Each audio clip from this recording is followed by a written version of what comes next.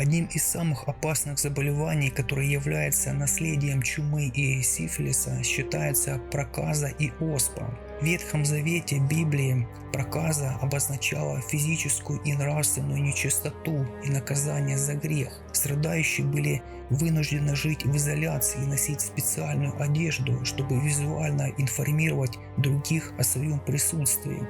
Поддающееся лечению заболевание было ликвидировано более чем в 120 странах, но все еще сохраняется в нескольких странах Африки, Азии и Латинской Америки.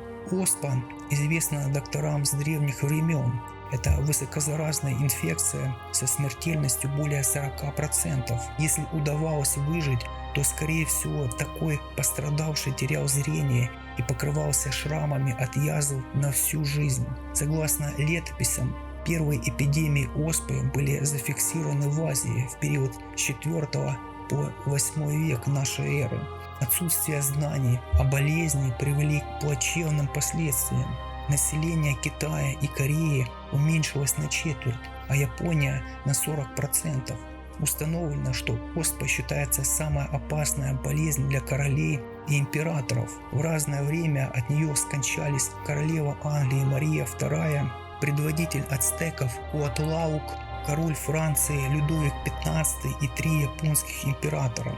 В 17-18 веках смертность от оспы в Европе и России составила до 1,5 миллиона человек в год. Количество выздоровевших, но оставшихся инвалидами доходило до 20 миллионов. Именно в это время доктора и ученые сразу несколько стран начали обращать внимание на странную закономерность. Люди, непосредственно контактирующие с животными, пастухи, доярки, кавалеристы, болеют оспой значительно реже остальных. Позже было установлено, что инфицирование крови оспой делает человека практически полностью невосприимчивым к заболеванию. Начались массовые вакцинации, но положительный эффект с течением времени ослабел. Требовалась ревакцинация, которую люди часто игнорировали, не желая подвергать себя ненужному риску.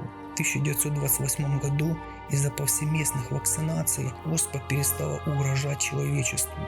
С появлением холеры, которая была известна человечеству с древних времен Гиппократа и Цельса, заболевание характеризуется быстрой потерей организмом жидкости, обезвоживанием и последующей смерти. Распространялось через загрязненную воду и продукты питания. Тесно связано с плохими санитарными условиями и нехваткой чистой питьевой воды. Огромная смертность подтверждала гипотезу врачей, что грязные бедняки и иммигранты были наиболее восприимчивы к заболеванию. Связь холеры с питьевой водой была установлена только через 22 года после ее эпидемического появления в Европе. До 19 века болезнь никогда не вела себя агрессивно и всегда ограничивалась единственными вспышками в местах землетрясений и наводнений. В 1816 году на территории современного Бангладеша началась первая пандемия холеры. Жертвами ее стали тысячи британских солдат, миллионы индийцев и более 100 тысяч людей на острове Ява. К середине 19 века болезнь добралась до России. Этот момент описан в истории благодаря многочисленным холерным бунтам. Далее инфекция распространилась на Германию, Францию, Великобританию, оставив после себя до 60 тысяч трупов в каждой стране.